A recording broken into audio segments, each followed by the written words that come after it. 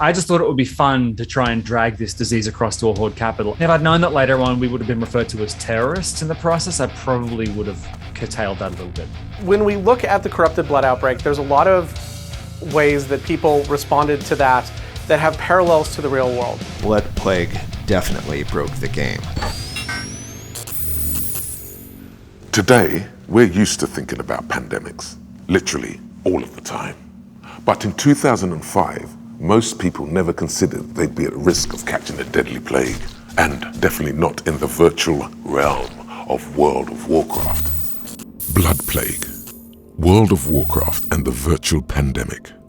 My first experience with the Blood Plague was odd because I hadn't played it about a week, which at that point was very unusual. I mean, the game had its hooks in. It's like 2005 and I'm a full-blown addict at this point. I liked to kind of log out in the lesser used sort of places where you can set your Hearthstone and log. So I would go upstairs into the bedroom, use the /sleep emoji like an absolute platinum grade loser, and then watch my dwarf kind of fall asleep and then log.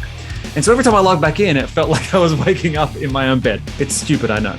So I wake up and there were skeletons in the room, which is not normal unless you've had a really big night. I went outside and it was bedlam, skeletons everywhere, people running around. Chat was just whirring past at a rate of knots. And I saw people running past and what looked like blood exploding out of them, which again, not a traditional thing in the game. The corrupted blood plague started from a raid boss from Hakar in Zul'Gurub, that when he applied a debuff to players trying to kill him, they spread this malady that did damage to people.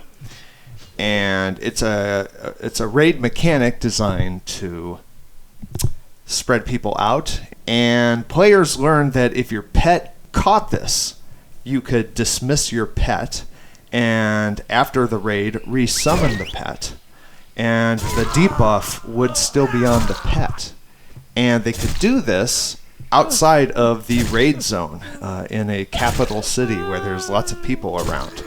And the corrupted blood debuff would spread to other players. We weren't really raid ready at that point. We had a small 10-person guild called, I think, Jägermeister. Again, it's the mid-2000s and everyone was very mature. And I ran to the bank and then I caught it. It wasn't super fun. Mainly, I saw people running for their lives, spamming chat. Occasionally, you'd see all caps, like log out now. And every few days, you'd log in and just find more and more skeletons. Tried to explain it to my girlfriend at the time. She didn't really get it, nor should she have. When I told her I had an incurable disease, I had to then put it in context that it was in a game. This contagious blood plague spread between them with alarming speed. It eventually infected 4 million players. What's just as virulent as this is the player's behavior. When one player learns you can do this, and they instantly broadcast it, and so it can rapidly spread from one server to another. World of Warcraft may be just a game, but the blood plague became a case study for scientists who used it to model the spread of real-world pandemics. I'm Eric Lofgren. I'm an assistant professor of epidemiology at Washington State University, and I studied the corrupted blood outbreak in the World of Warcraft. Somewhat surprisingly, for a paper I wrote over a decade ago, there have been a lot of parallels between the corrupted blood epidemic in the World of Warcraft and the current COVID-19 pandemic. So I was playing World of Warcraft when the corrupted blood outbreak started. Out of curiosity, because I am an epidemiologist and a bit of a nerd, I created a very low-level gnome character on one server that was experiencing it. What I saw when I got there was essentially a great many skeletons, and that's essentially what gets left behind when a character dies, followed by my character getting in range of somebody, a sort of pixelated burst of blood, and then my character dying. So how we came to study corrupted blood and why we decided that it was interesting to look at was that it was sort of an emergent phenomenon. It wasn't something that was planned. It wasn't sort of an in-game event or something like that. This was an error. And that's really interesting because you got to see people's real behavior. And one of the interesting parts about video games is that you can see sort of more of what's going on. You're not necessarily limited to your individual perspective. You can sort of examine the world as a whole. And so we're interested in it as a case study because MMO players are often sort of very committed to their characters. And so there was, I think, a lot of fairly realistic behavior and a lot of really interesting responses. And then also we thought it was just sort of an interesting case study for how sort of the public interacts with the concept of contagion. Rumors of players maliciously spreading the blood plague abound as Blizzard desperately scrambles to find a batch. When a player dies, they leave a skeleton. There must have been a carpet of bodies just covering the capital cities, which is, it's very creepy and it's very unsettling. A screenshot of that from a game that you don't understand would have actually alarmed a lot of people. The blood plague definitely broke the game. Within hours of the first infections, corrupted blood turned entire cities into ghost towns. Developers at Blizzard say they're baffled by the sudden emergence of the plague. Unfortunately, the corrupted blood plague was designed to kill a raid if the raid doesn't spread out. It's designed to kill players who are not socially distancing. Panic sweeps across Azeroth as players flee populated areas, yet the virus keeps spreading. The first few hours of the blood plague, it felt fun and interesting and weird, like a weather phenomenon, like an earthquake. And it just did feel like a kind of weird, unique moment in gaming history. And it got twice as exciting when we realized they didn't mean it to go that way, right? The idea that the game could break free of the confines of what it's meant to do and create some sort of weird role-playing maelstrom was really exciting. The aftermath of something like this is, it's usually the punchline of a lot of jokes. Anybody who missed it is very sorry that they missed it. It's something that, again, bragging rights to say that you were there at the time. A month after its appearance, the blood plague had finally been stopped. Life could return to normal. When we look at the corrupted blood outbreak, there's a lot of ways that people responded to that have parallels to the real world. People were warning people, if you can stay away from the capital cities, stay away. We did see some people actually acting like first responders. So some people who played healing characters would essentially try to help low-level players get out of the city by continually healing them until they managed to get sort of clear of the outbreak, and in doing so put their own characters at risk.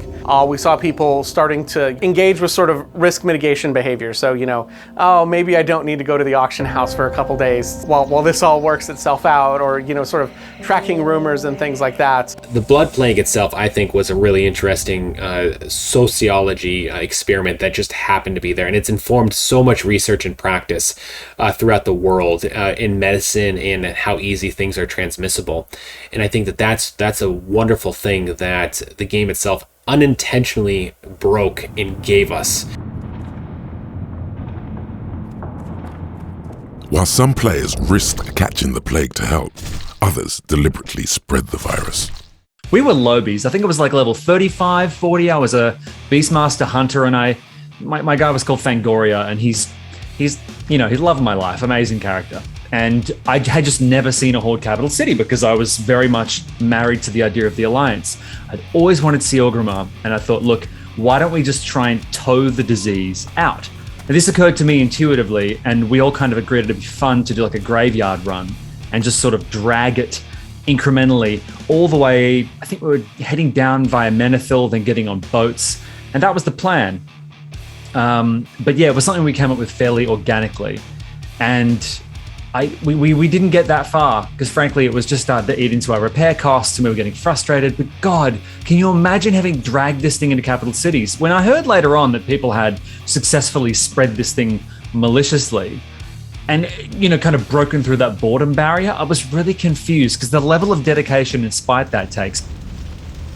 All I wanted to do was see the sights and have a kind of fun, like a metagamey excuse to do so. If I'd known that it would have prolonged things, and if I'd known that later on we would have been referred to as terrorists in the process, I probably would have, curtailed that a little bit. The team at Blizzard had no idea the plague that almost destroyed their game had genuine scientific value. I think the lessons really that we can take away from the corrupted blood outbreak in terms of applying it to the real world is that notion that people are very complicated. I think we've seen from both corrupted blood and now COVID-19 that there are a lot of social processes that underlie how disease epidemics occur, and that those social processes are very complicated, and that we need to focus a lot of our energy on understanding that, how people interact with each other, and then how people interact with each other in the context of disease, and how they may be constrained by family obligations or work obligations or political beliefs and things like that. Those are all things that I think we need to continue to strengthen our understanding of and sort of broaden the perspective in which we look at how people respond to epidemics. When researchers showed interest in the blood plague, players scoffed. In World of Warcraft, griefers deliberately breached quarantines. Who would do that in real life? As the COVID-19 pandemic taught us, real-life people do a lot of things that don't make a lick of sense.